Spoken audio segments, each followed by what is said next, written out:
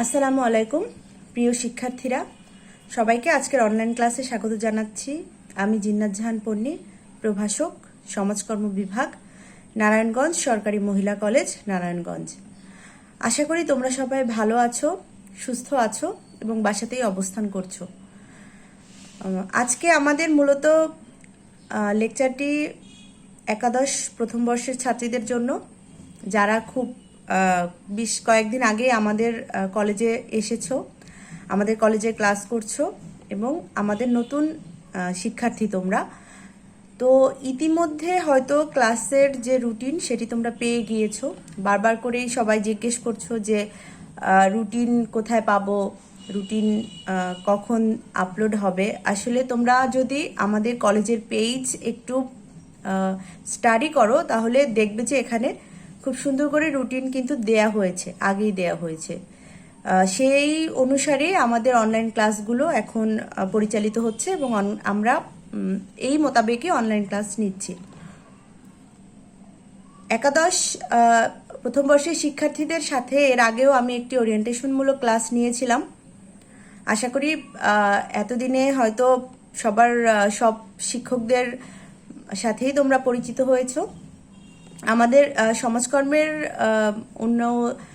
আমাদের যে দুজন শ্রদ্ধেয় শিক্ষক রয়েছেন তাদের সাথে খুব তাড়াতাড়ি পরিচিত হয়ে যাবে। আজ মূলত আমি তোমাদের সমাজকর্মের যে প্রথম পত্রের প্রথম অধ্যায়টি নিয়ে আলোচনা করব। তার আগে একটু কথা বলে নেই। সবাই ইনবক্সে টেক্সট করছো, বারবার করে প্রশ্ন করছো যে সমাজকর্মের জন্য আসলে কোন বইটি তোমরা কিনবে। আমি তোমাদেরকে রিকমেন্ড করব যে তোমরা মাহফুজুর রহমান সরকার স্যারের সমাজকর্মের যে বই রয়েছে সেটি কিনবে এবং এই বইয়ের মাধ্যমে তোমরা বেশ কিছু তথ্যমূলক হয়তোবা আলোচনা পেতে পারো। যাই হোক, আজ মূলত প্রথম অধ্যায় নিয়ে কিছুটা আলোচনা করব। প্রথম অধ্যায়টি ছোট একটি টপিক, ছোট একটি বিষয়, মূলত সমাজকর্মের সংজ্ঞা, সমাজকর্মের বৈশিষ্ট্য, সমাজকর্মের উদ্দেশ্য, লক্ষ্য, প্রয়োজনীয়তা, এ সকল বিষয় মূলত প্রথম অধ্যায়ে সন্নিবেশিত করা হয়েছে। গত ক্লাসে আমি সমাজকর্মের সংজ্ঞা তোমাদের সাথে আলোচনা করেছিলাম, জানি না কতটুকু বুঝতে পেরেছো। আজ সমাজকর্মের সংজ্ঞা আর একবার একটু আলোচনা করছি যাতে করে একটু ক্লিয়ার হয়। আমি প্রথমেই বলেছিলাম যে সমাজকর্মের যে সবচেয়ে প্রণিধানযোগ্য সংজ্ঞা বা সবচেয়ে যে ব্যবহৃত সংজ্ঞাটি হলো এনএসডব্লিউর সংজ্ঞা, যে সংজ্ঞার মাধ্যমে সুন্দরভাবে সমাজকর্ম বিষয়টিকে তুলে ধরা হয়েছে।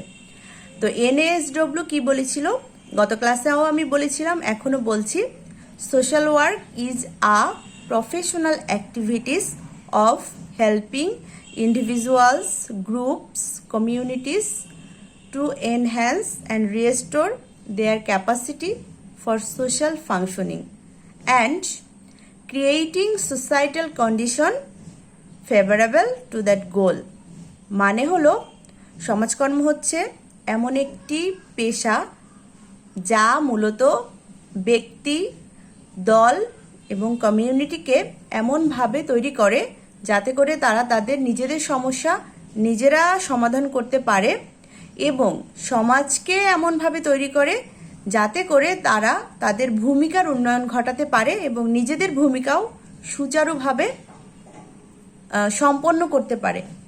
তাহলে দেখা যাচ্ছে সমাজকর্মের সাথে কিছু বিষয় খুব গুরুত্বপূর্ণ, যেমন ব্যক্তি, দল, সমষ্টি, এছাড়াও রয়েছে সমাজ, সামগ্রিক বিষয়, এছাড়াও রয়েছে যে সামাজিক ভূমিকা। এই সকল বিষয়গুলো কিন্তু সমাজকর্মের সাথে জড়িত। সমাজকর্মকে বলা হয় এমন এক ধরনের সাহায্যকারী পেশা। আমি বারবার করেই বলছি, social work is a professional activity. সমাজকর্ম সাহায্যকারী পেশা, সমাজকর্ম একই সাথে বিজ্ঞান এবং একই সাথে কিন্তু কলা। সমাজকর্ম খুব যে অনেক পুরাতন একটি বিষয় তেমনও না, আবার খুব নতুন একটি বিষয় তেমনও না। সমাজকর্মের যে মূল শুরুটা হয়েছিল কিন্তু মানুষকে সাহায্য করার মাধ্যমে। প্রথম দিকে সমাজকর্ম প্রফেশনাল অ্যাক্টিভিটি হিসেবে পরিচালিত হতো না, তখন ব্যক্তি উদ্যোগে মানুষ অন্য যে দুর্বল মানুষ রয়েছে অথবা সামাজিকভাবে একটু কম ভূমিকা পালন করতে পারে এরকম মানুষ রয়েছে, ভালনারেবল মানুষ যারা ছিল, তাদেরকে, যারা সমাজে অবস্থাবান মানুষ ছিল, একটু যাদের সামাজিকভাবে অর্থনৈতিকভাবে যাদের অবস্থা ভালো, তারা কিন্তু ওই মানুষগুলোকে সাহায্য করত এবং বিভিন্ন ধরনের ধর্মীয় বিষয়ও কিন্তু এই সাহায্যের পেছনেও গুরুত্বপূর্ণ ভূমিকা পালন করেছিল। তো মূলত সমাজকর্ম এখান থেকেই শুরু হয়েছিল, যেটাকে প্রাথমিকভাবে সমাজ কল্যাণ নামেও কিন্তু অভিহিত করা হতো। আস্তে আস্তে করে কালের বিবর্তনে এই যে সমাজের সামাজিক সাহায্য, সমাজের কল্যাণ কিন্তু প্রফেশনাল অ্যাক্টিভিটি হিসেবে চলে এসেছে। প্রাতিষ্ঠানিক ভিত্তি পাওয়ার সাথে সাথেই আস্তে আস্তে করে সোশ্যাল ওয়ার্ক বা সমাজকর্ম একটি খুব সুন্দর পেশাগত কাঠামো হিসেবে কিন্তু এটাকে রূপদান করা হয়েছে। সোশ্যাল ওয়ার্ক নিয়ে আসলে অনেক কিছু বলার আছে। সোশ্যাল ওয়ার্ক এমন একটি সাবজেক্ট, তোমরা যেহেতু পড়তে এসেছো, আশা করি অন্য মানুষদের সাথে এই বিষয়টি পড়ে তোমাদের কিছুটা হলেও পার্থক্য নিজের মধ্যে ক্রিয়েট হবে বা তৈরি হবে, এবং তোমরা তোমাদের যে মনের যে ম্যাচিউরিটি বলো, ইনার যে লাইট বলো, আলোকিত অবস্থা আরও একটু বেশি আলোকিত হবে বলে আমি আশাবাদ ব্যক্ত করছি। কারণ সমাজকর্ম এমনই একটি সাবজেক্ট যেখানে খুব সুন্দরভাবে বুঝিয়ে দেয়া হয় কিভাবে কোন মানুষের ভূমিকা কি, সামাজিক জীব হিসেবে আমরা কি ভূমিকা পালন করব, রাজনৈতিক জীব হিসেবে কি ভূমিকা পালন করব, এবং যারা সমাজে মূলত আমরা কেউ কেউ ভালো একটু সামাজিক মর্যাদা বলো, অর্থনৈতিক মর্যাদায় বলো এগিয়ে থাকে, কিছু কিছু মানুষ পিছিয়ে থাকে, তাদেরকে কিভাবে সাহায্য করতে হবে সে বিষয়গুলো সম্পর্কেও কিন্তু তোমরা এই সোশ্যাল ওয়ার্কের মাধ্যমে জানতে পারবে। তো সমাজকর্মের কিছু বৈশিষ্ট্য রয়েছে, বৈশিষ্ট্যগুলোকে আমরা ভাগ করেও পড়তে পারি, একসাথে সামগ্রিকভাবেও পড়তে পারি। আমি সামগ্রিকভাবে আলোচনা করছি। সমাজকর্মের যে জেনারেল বৈশিষ্ট্য রয়েছে তার মধ্যে প্রথম বৈশিষ্ট্যটি হলো সাহায্যকারী পেশা। আমি বারবার করেই বলেছিলাম social work is a professional activity, সংজ্ঞাতেই বলেছি, সেখান থেকে একটু আলোচনা করছি। সমাজকর্ম হলো এমন একটি সাহায্যকারী পেশা, যে পেশা সমাজের যে অসুবিধায় যে সকল মানুষ রয়েছে, সমস্যাগ্রস্ত ব্যক্তি রয়েছে, দল এবং সমষ্টি রয়েছে, তাদেরকে কিন্তু সাহায্য করে, যাতে তারা তাদের নিজেদের সম্পদ এবং সামর্থ্য অনুযায়ী নিজেরাই নিজেদের যে সকল সমস্যা রয়েছে সেগুলোকে সমাধান করতে পারে। এছাড়াও সমাজকর্ম একটি সক্ষমকারী পেশা। দ্বিতীয় বৈশিষ্ট্য হিসেবে সমাজকর্মকে আলোচনা করা যায় যে সোশ্যাল ওয়ার্ক হলো একটি সক্ষমকারী পেশা। যে সকল মানুষ বা ব্যক্তি অথবা দল যারা সমাজে অবস্থান করবে, সবারই কিন্তু সমাজের প্রতি কিছু ভূমিকা রয়েছে। আমি এই যে তোমাদের সাথে এখন তোমাদের পড়াচ্ছি, ক্লাস নিচ্ছি, এটাও কিন্তু আমার ভূমিকারই অংশ। এখানে আমি শিক্ষক হিসেবে ভূমিকা পালন করছি। আবার যখন আমি একজন ভোটার হিসেবে ভোট দিতে যাব, তখন কিন্তু আমি আমার রাজনৈতিক ভূমিকা পালন করব। এভাবে প্রত্যেকটি মানুষের কিন্তু তার পারিবারিক ভূমিকা রয়েছে, সামাজিক ভূমিকা রয়েছে, পেশাগত ভূমিকা রয়েছে, বিভিন্ন ভূমিকা রয়েছে। এ সকল ভূমিকা যখন মানুষ সঠিকভাবে পালন করতে পারে না, তখন কিন্তু সমাজকর্ম মানুষকে সাহায্য করে, যাতে করে তারা সক্ষম হয়ে উঠতে পারে এবং নিজেদের ভূমিকা নিজেরা পালন করতে পারে। এজন্য সমাজকর্মকে কিন্তু সক্ষমকারী পেশাও বলা হয়। এছাড়াও সমাজকর্মের আরেকটি বৈশিষ্ট্য হলো সমস্যা সমাধান প্রক্রিয়া। আমরা বারবার করে বলি যে সমাজকর্ম সমস্যাগ্রস্ত ব্যক্তিকে নিয়ে কাজ করে।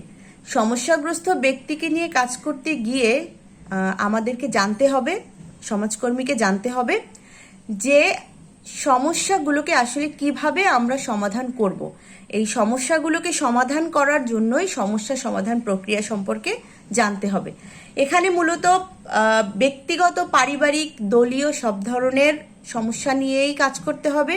সেই সমস্যাগুলোর শেকড় কোথায়, সমস্যাগুলোর প্রকৃতি কেমন, মানুষ কেন এই সকল সমস্যায় পর্যবেসিত হচ্ছে, এই সকল বিষয় নিয়েই কিন্তু সমাজকর্মী আলোচনা করে, সমাজকর্মী দেখভাল করে এবং আস্তে আস্তে করে বিভিন্ন ধরনের যে সমস্যা রয়েছে সেগুলোকে সমাধান করতে পারদর্শী হয়। সমাজকর্মী কথাটি যখন বলেছি তখন একটু ব্যাখ্যা করে যাই, তোমরা বিষয়টি একটু ক্লিয়ার হবে।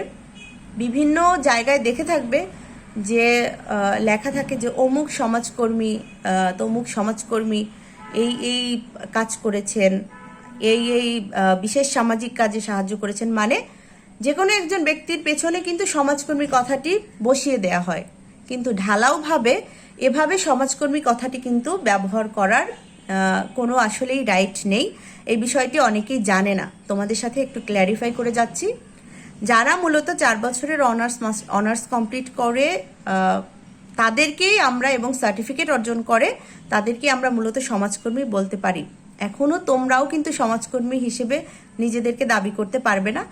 যখন তুমি তোমার একাডেমিক পড়াশোনা শেষ করে অনার্স কমপ্লিট করে মাস্টার্স কমপ্লিট করে আসবে, তখন তোমাকে বলা হবে যে তুমি একজন সমাজকর্মী, এবং তুমি অবশ্যই সমাজকর্ম সাবজেক্টকে অনার্সের সাবজেক্ট হিসেবে গ্রহণ করবে।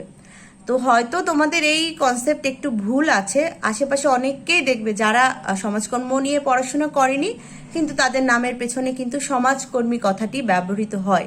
এখানে মূলত সমাজসেবী বলা যেতে পারে, কিন্তু সমাজকর্মী শুধুমাত্র তাদেরকেই বলা হবে যারা সমাজকর্ম, এই যে 4 বছরের অনার্সের কথা বললাম, এই বিষয়টি নিয়ে অধ্যয়ন করবে। আশা করি কিছুটা হলেও ক্লিয়ার হতে পেরেছ। এছাড়াও সমাজকর্মের আরেকটি বৈশিষ্ট্য নিয়ে আলোচনা করি। এখানে বলা হয়েছে সমাজকর্ম হলো একটি বৈজ্ঞানিক পদ্ধতি নিয়ে কাজ করে থাকে। সমাজকর্মের যে সকল সমস্যা রয়েছে সেই সমস্যাগুলোকে সমাধান করতে গেলে বিভিন্ন ধরনের বৈজ্ঞানিক পদ্ধতিকে কিন্তু জানতে হবে। এখানে বিভিন্ন ধরনের যে সমস্যা রয়েছে, সমস্যাগুলোর প্রকৃতিও নানা রকম। এক একজনের সমস্যা এক এক রকম, এক একজনের সমস্যার ধরন আবার আলাদা আলাদা। তো সমাজকর্মী যখন এই সকল সমস্যা সমাধান করবেন, তখন কিন্তু এক ধরনের বৈজ্ঞানিক যে জ্ঞান সেটা তার থাকতে হবে, এবং বৈজ্ঞানিক পদ্ধতির মাধ্যমেই কিন্তু সমাজকর্মী এ সকল সমস্যা সমাধান করে থাকবেন। এছাড়াও সমাজকর্ম হলো একটি পদ্ধতি নির্ভর পেশা। পদ্ধতি নির্ভর এ কারণেই বলছি, সমাজকর্মের কিছু পদ্ধতি রয়েছে, মূলত 2 ধরনের পদ্ধতি রয়েছে, মৌলিক পদ্ধতি এবং সহায়ক পদ্ধতি। এই দুটো পদ্ধতি মিলিয়েই কিন্তু সমাজকর্ম কাজ করে থাকে। এছাড়াও সমাজকর্ম অবশ্যই পেশাদার। এখানে একটি কথা বলা উচিত, সমাজকর্মকে পেশা বলা হয়, পেশাদার সমাজকর্মী কথাটিও সমাজে প্রচলিত রয়েছে, কিন্তু আমাদের বাংলাদেশের প্রেক্ষাপটে মূলত সমাজকর্ম পেশা হিসেবে কিন্তু খুব একটা প্রচলন নেই। কিন্তু উন্নত বিশ্বে তোমরা যদি একটু নেট সার্চ করে দেখো অথবা বই নিয়ে একটু ঘাটাঘাটি করো, তাহলে দেখতে পারবে উন্নত বিশ্বে কিন্তু সমাজকর্মকে পেশা হিসেবে গ্রহণ করা হয়েছে। এবং যেভাবে ডাক্তারদের চেম্বার রয়েছে, উকিলদের যেভাবে আলাদা করে চেম্বার রয়েছে, সেভাবে কিন্তু সমাজকর্মীরাও আলাদা করে প্র্যাকটিস করতে পারছে, সমাজকর্মকে পেশা হিসেবে প্র্যাকটিস করতে পারছে। বাংলাদেশে এখন পর্যন্ত সমাজকর্মকে পেশা হিসেবে প্র্যাকটিস করার অবস্থা তৈরি হয়নি, তবে আমি আশাবাদ ব্যক্ত করছি যে কিছুদিনের মধ্যে সমাজকর্মকে কিন্তু পেশা হিসেবে প্র্যাকটিস করা যাবে। এগুলো মূলত সমাজকর্মের বৈশিষ্ট্য, যেগুলো আলোচনা করলাম এতক্ষণ, এগুলো সমাজকর্মের বৈশিষ্ট্য। এছাড়াও সমাজকর্মের লক্ষ্য উদ্দেশ্য নিয়ে আজকে একটু আলোচনা করব। সমাজকর্ম মূলত কি কি লক্ষ্য নিয়ে কাজ করে থাকে। সমাজকর্মের লক্ষ্য নিয়ে আলোচনা করতে গিয়ে প্রথমে আমি স্কিডমোর এবং থ্যাকারের একটি কথা একটু বলি। স্কিডমোর এবং থ্যাকারে সমাজকর্মের লক্ষ্য নিয়ে বলেছিলেন যে সমাজকর্মের লক্ষ্য হলো সামাজিক ভূমিকার উন্নয়ন এবং বর্ধিতকরণ। যখন ব্যক্তি কোনো সামাজিক ভূমিকা পালন করতে ব্যর্থ হয়, তখন সমাজকর্ম কিন্তু ব্যক্তিকে সামাজিক ভূমিকা যাতে করে সঠিকভাবে পালন করতে পারে সেই বিষয়টি সম্পর্কে সঠিক দিক নির্দেশনা দেয়। তো এক্ষেত্রে কি কি মূলত লক্ষ্য উদ্দেশ্য নিয়ে সমাজকর্ম পরিচালিত হচ্ছে সেটি একটু দেখি চলো। প্রথম যেটি নিয়ে আমি আলোচনা করছি সেটি হলো সামাজিক ভূমিকার উন্নয়ন। বারবার করেই এই কথাটি বলছি যে প্রত্যেকটি মানুষের সমাজে বসবাসকারী প্রত্যেকটি মানুষেরই কিন্তু আলাদা আলাদা সামাজিক ভূমিকা রয়েছে। এখানে ব্যক্তি দল সমষ্টিকে সমাজকর্ম এমনভাবে উদ্বুদ্ধ করে যাতে করে তারা তাদের নিজস্ব ভূমিকা সঠিকভাবে পালন করতে পারে এবং নিজেদের ভূমিকার উন্নয়নও করতে পারে। এছাড়াও রয়েছে সামাজিক যে সকল সম্পদ রয়েছে সেই সম্পদের সুষ্ঠু ব্যবহার। আমরা জানি আমাদের কমিউনিটিতে বা আমাদের সমাজে সম্পদের তুলনায় জনশক্তি অনেক বেশি বা মানুষ অনেক বেশি, সম্পদ কম। এই সীমিত সম্পদকে আমরা কিভাবে সুষ্ঠুভাবে কাজে লাগাবো সে বিষয় নিয়ে কিন্তু সমাজকর্ম জ্ঞান দিয়ে থাকে এবং বুঝিয়ে থাকে যে এভাবে সমাজকর্ম সম্পদকে নিয়ে কাজ করবে। এছাড়াও জীবনমান উন্নয়নে মূলত সমাজকর্ম সহযোগিতা করে থাকে। মানুষ যখন প্রাচীন যুগ থেকে এখন পর্যন্ত মানুষের যে উন্নয়নের ধারাবাহিকতা কিন্তু বজায় আছে। এই প্রত্যেকটি মানুষের জীবনমানের অবস্থা কিন্তু এক না, আলাদা আলাদা হয়। এই মানুষের জীবনমান উন্নয়নে কিন্তু সমাজকর্ম কাজ করে থাকে।